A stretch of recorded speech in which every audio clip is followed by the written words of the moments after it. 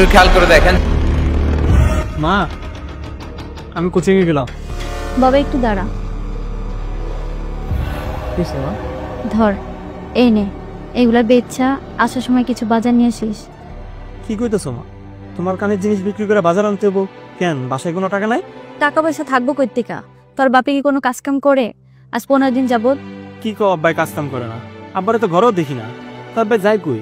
যায় দেখ, জোয়ার কোটে বইসা রইছে। 2 পয়সা যাই কামে করে সব তো এই জোয়ার কোটি দেয়।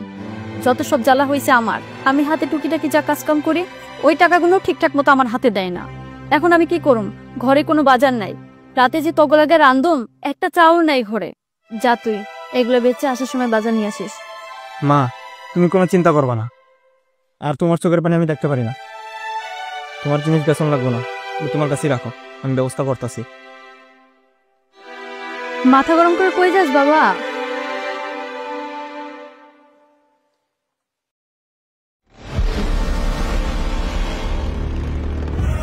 আব্বাই আজকে আবার এখানে বসে?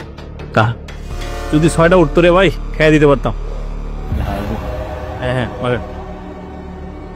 আঙ্কেল, আমি আপনাদের সাথে খেলবো, আমারও নেন। তাই কি বলতেছিস তুই এসব? তুই এখানে কেন আসছিস? হ্যাঁ, তুই এখানে কেন আসছিস? ভাই একটু বসেন, এইদিকে আমার সাথে, আমার সাথে। কিরে, আমার মান সম্মান খেতে আসছিস সেখানে? তুই কেন আসছিস এখানে? হ্যাঁ, মান সম্মান? তোমার আবার কিসের মান সম্মান? যারা এখানে বসে বসে জোর খেলে তাদের আবার মান সম্মান আছে? তুই ভারী বেয়াদবি করতেছিস আমার সাথে। বেয়াদবি আমি করতেছি না, তুমি আমাকে শিখাচ্ছ। তুমি আমাকে মারলে মারো, যত খুশি মারো, তারপর আমি তোমার সাথে বসে জুয়া খেলবো। আমি রেকর্ড করে দিব বাপ ছেলে একসাথে বসে জুয়া খেলে, তাতে যদি তোমার কোনো শিক্ষা হয়। তোমাকে মা কতদিন বারণ করেছে? তোমার মাথা কি বিন্দু পরিমাণ টেনশন নাই?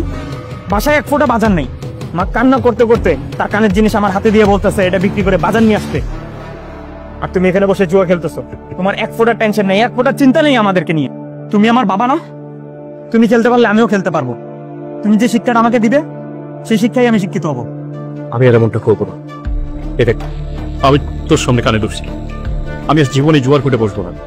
তুই এই সমস্ত পথে আসিস, এটা আমি মাইনে নিতে পারবো না। চল। আমাদের সমাজে এরকম বাবারা বহু আছেন, তাদেরকে বলছি জোয়ার নেশায় পড়ে নিজে ধ্বংস হচ্ছেন, পাশাপাশি পুরো ফ্যামিলিটাকে ধ্বংস করে দিচ্ছেন। তাই বলছি, নিজে পরিবর্তন হন, ফ্যামিলির সকলকে ভালো রাখুন। ভিডিওটি ভালো লাগলে শেয়ার করে দিবেন। সবাই ভালো থাকবেন। আসসালামু আলাইকুম।